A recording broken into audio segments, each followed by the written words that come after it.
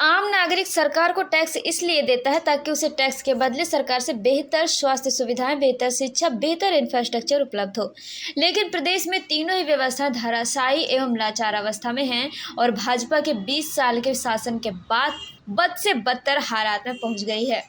इसकी प्रामाणिकता हम सीधी में प्रसूता को 108 न मिलने पर ठेला गाड़ी में अस्पताल तक ले जाने पर रास्ता में ही नवजात की मृत्यु, सीधी में ही वाहन न मिलने पर मृतक को पोटली में बांधकर बांसबल्ली के सहारे घर तक ले जाना पड़ा था। और उसी तर्ज पर फिर गुना में एक एम्बुलेंस में ऑक्सीजन खत्म होने पर एक बच्ची ने दम तोड़ दिया। यह घटनाएं प्रदेश की लाचार व्यवस्था को बना करती हैं कि प्रदेश में स्वास्थ्य व्यवस्था वेंटिलेटर पर है और फिर भी भाजपा के कुछ जुमलेबाज नेता प्रदेश को विकसित बताते नहीं थकते। उक्त कटाक्ष करते हुए आम आदमी पार्टी के प्रदेश प्रवक्ता इंजीनियर नवीन कुमार अग्रवाल ने भाजपा की डबल इंजन सरकार से सवाल पूछा है कि कब तक प्रदेश में इसी प्रकार की कुव्यवस्था विद्यमान रहेगी। प्रदेश में स्वास्थ्य व्यवस्थाएं वेंटिलेटर पर है। यह इससे अंदाजा लगाया जा सकता है कि जब हम सीधी जिले की अगर बात करें तो सीधी जिले में 108 एम्बुलेंस न मिलने पर एक प्रसूता को ठेला गाड़ी पर ले जाना पड़ा और रास्ते में ही उस प्रसूता के नवजात शिशु ने अपने प्राण त्याग दिए।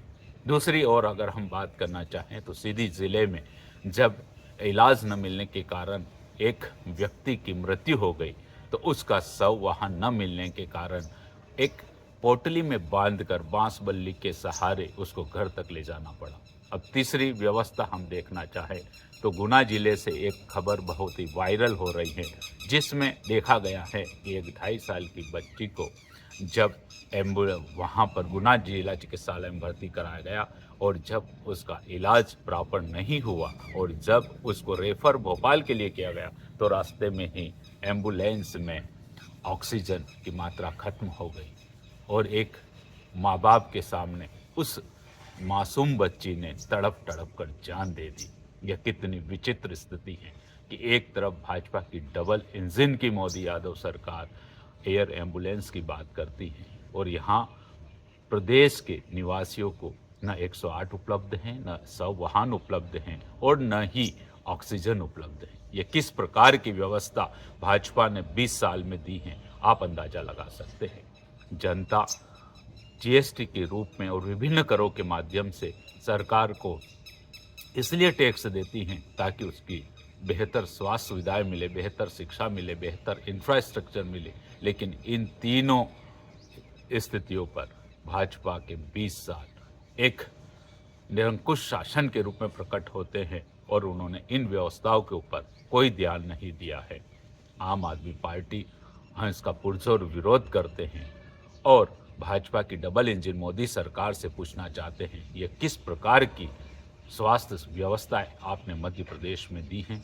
आप एक और जनता के टैक्स का रुपया अपने ऐशो आराम और अपने प्रचार पर खर्च कर रहे हैं, दूसरी ओर जनता स्वास्थ्य सुविधाएं न मिलने के कारण बेसमय अपने प्राण त्याग रही है। प्रश्न आपके लिए है, व्यवस्थाएं आपको जुटाना है और इस प्रकार की लचर स्वास्थ्य व्यवस्था को सुधार करना भी आपका काम है। हम इस वीडियो के माध्यम से जनता से भी पूछना चाहते हैं कि आप सोचिए कि आप अपने किस प्रकार के निष्ठुर, असंवेदनशील और निष्क्रिय राजनेताओं को चुन रहे हैं। यह प्रश्न आपके लिए है। आपको सोचना चाहिए कि हमारे टैक्स के बदले सरकार क्यों बेहतर स्वास्थ्य सुविधाएं नहीं दे पा रही है, बेहतर शिक्षा नहीं दे पा रही है, बेहतर इंफ्रास्ट्रक्चर नहीं देना पा रही है। इस पर विचार अवश्य करिएगा। जय हिंद, जय भारत। प्रदेश प्रवक्ता आम आदमी पार्टी नवीन अग्रवाल।